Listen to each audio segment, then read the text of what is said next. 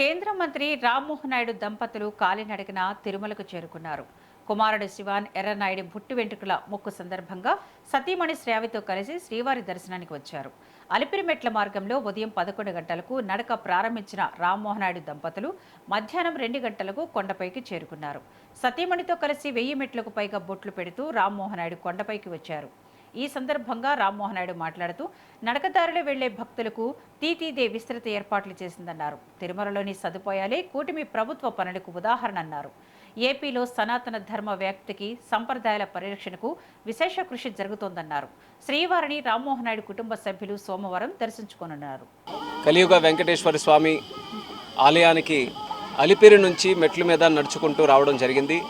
నేను, నా కుటుంబ సభ్యులు, మా ఆవిడ, అలాగే నా స్నేహితులు అందరితో పాటు చాలా ఆనందంగా ఆ భగవంతుడిని తలుచుకుంటూ గోవింద నామ స్మరణతో విజయవంతంగా సుమారు 4 గంటల్లో ఈరోజు నడక ద్వారా ఈరోజు తిరుమలకి మేము చేరుకున్నాం. ఎంతో ఆనందంగా ఉంది. తిరుమల ఎప్పుడు వచ్చినా సరే ఒక ప్రత్యేకమైనటువంటి ఆధ్యాత్మిక శక్తి ఇక్కడ కలుగుతుంది.